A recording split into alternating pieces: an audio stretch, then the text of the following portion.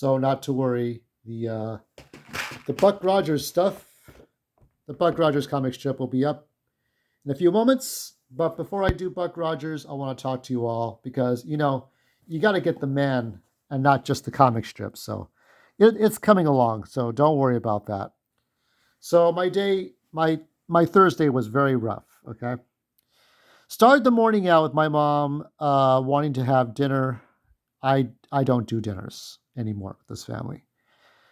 As Tom Lakis, because Tom Lakis used to give good advice back then, and one of the advice he would say is that, "Oh, come on and go see your family. You're putting in an appearance," as his family members would tell him, and Tom would tell his listeners that you're you're putting in an appearance, but you don't want to be there. It's a hostage dinner. You're hostage. Like, why are you there? I remember the times when, yeah, this was a long time ago. We're talking about 2001, 2000, when the LA County Fair. For those of you who are my California followers, we have the LA Pomona County Fair every late. It used to be late in August, and then it would be going to September and October. So we have September and October sort of events where you go to the county fair, you see all kinds of stuff, and it's amazing stuff. And maybe I might go. Maybe I'll go this year. I don't know. I don't know how I feel. But aside from that, um, it would be my parents, when my father was alive, my mom and my dad, my brother-in-law, my sister's husband, and his children. So her stepkids. And then it would be the next year, or actually, yeah, I think it would be the kids were gone, and it would just be the rest of us, my father, my mother, my sister, and her husband. And then my dad died, or he was too sick, and then he died in 2002. And then it would just be my mom, my sister, her husband, and me. And then it was just my mom, my sister, and me. And it was just like every year, slowly but surely, everybody just disappeared. They didn't want to be there. It's like the company picnic where everybody's forced to be there. Nobody wanted to be around my family. Okay, my family does not make good company.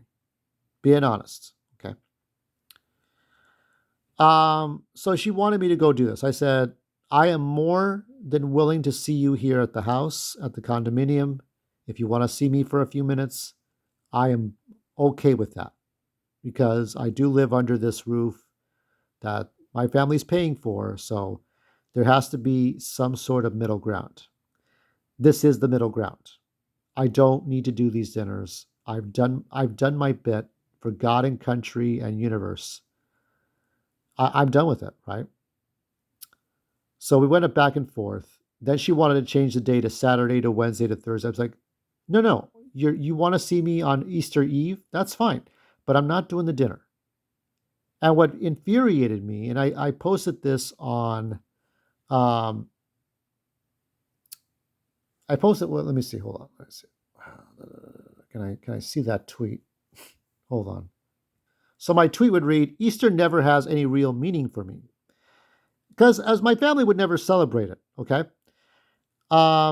It never did after I turned 9 and my brother passed away. Family drama is bad for your health. Some family members really force you to, quote unquote, shoot a porno. I'd rather something else. Happy Easter to those who can survive it. That's my tweet. My earliest memories of Easter would be my brother and I, because my brother was born blind. I had two brothers. Adrian, who passed away from hemophilia, from a blood hemorrhage to the brain. Adrian died 3 months. That was a couple of years before I was born. So I never met Adrian. Sebastian and I were brothers. And we had Easter baskets. I think I got the purple one and my brother got the blue basket, like wrapped in cellophane. Okay. And you had chocolates, you had little toys and plastic gags. And um, I remember the days when, we would get like, I think I got a lanyard or like a little name tag.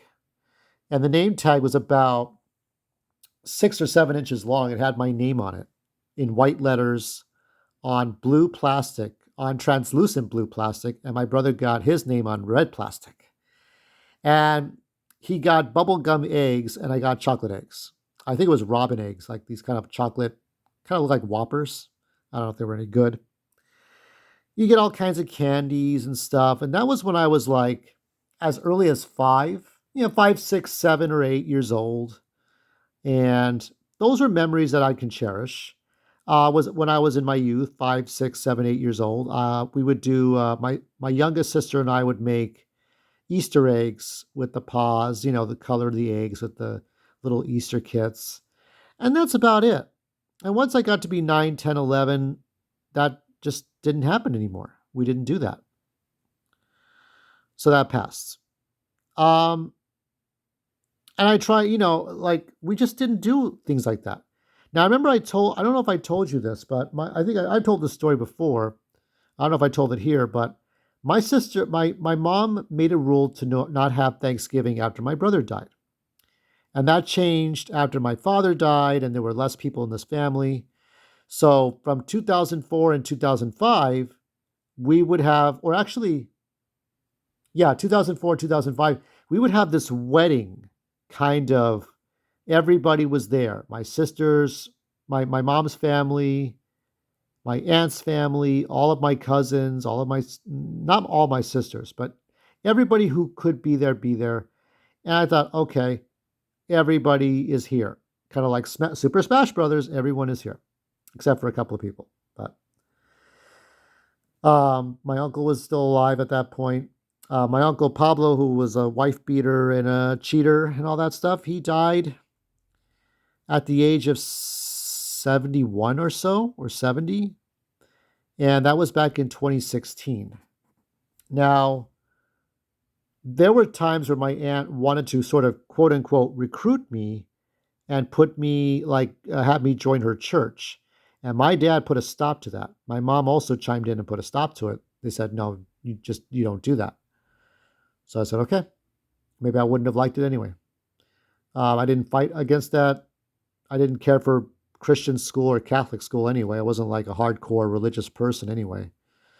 So, that was the way people were. People were very manipulative in this family. And now my mom wants to be like having dinners. I'm like, you can't have it both ways. There's no point in me going to these dinners. We're not going to say much to each other. I'm going to sit there with a gun to my head. What am I going to do? We could go see a movie, but my mom doesn't like to go see the movies. I would love for that to be, it would be funny. Just go to the Minecraft movie and everybody just throws popcorn. And my mom like, I'd like to leave now. Well, we agreed to do this. What do you want to do? I'm going to go home. There's nobody wants to be there. Nobody wants to be there. Nobody needs to be there. We don't fucking celebrate fucking Easter. That's it. That's all there is to it. Why are we doing this shit? Why are you making a crybaby stink about this? She's 82 years old and she wants to do this shit. I told her, anytime you want to see me, anytime you want to do anything with me, that's not involving dinner, but something that there's a point and a purpose. If there's a real point and purpose and I can easily go back home, or if you're going to go shopping to buy me something, a piece of clothing for my birthday, something innovative, okay? Something interactive for me. Okay, as long as but again, my mom does not read the room and she wants pity parties and I'm tired of this. I'm like, just make a bucket list, do the things you want to do and just leave everyone alone, please. So I try to get my stuff done. I wanted to take care of my driver's license. It's going to have to be done. Well, as of this video, I'm working on it now. But I couldn't do it Thursday. And I'm going up to go to the bank and take care of something and then go to the post office and go to the market and get this week's groceries. And I'm running into a homeless encampment where there would not normally be one. Yeah, on Goodrich Boulevard headed towards Target. Why? Why is there a fucking homeless encampment? And then these people who look like drug addicts have a fucking dog with no leash who looks like he's been running around loose his entire life. Doesn't look like a well-groomed dog you get at PetSmart. Looks like a dog that runs loose all the fucking time. This dog tried to bite me. The second dog in my entire life that tried to bite me. I hate fucking dogs right now. I really do. Dog tried to fucking bite me. I was this close to cracking his skull with my scooter. I have a Razor scooter. I was going to crack his skull wide open. I don't give a shit. Okay? No, I'm pretty sure I would win the bet against you that these are not veterans from the Vietnam War or Desert Storm that got fucked over and now they got no leg and they're out there on a wheelchair out in downtown. There are some people like that. These people are drug addicts who let themselves rot and now they're out there on the sidewalk. If these people weren't doing that, they'd be trying to like steal things for drug money to buy their next pound of crack because these people can't get their shit together. What a waste. If I would pull out a fucking weapon, they'd be done. But the next best thing is to rat them out. Now, snitches get stitches, but that does not apply to homeless people, especially homeless people that fuck with you. And if I see a homeless encampment, and I couldn't find a cop in time, so I was not able to snitch on them.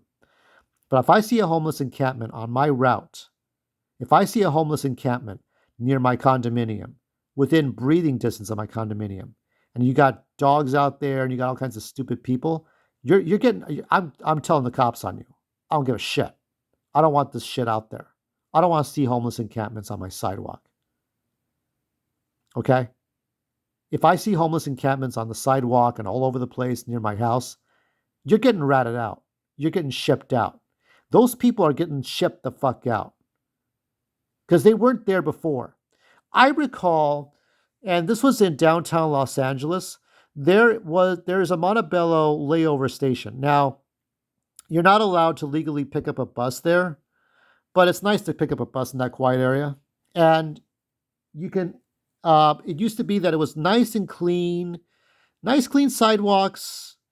People walk by, they have to go somewhere.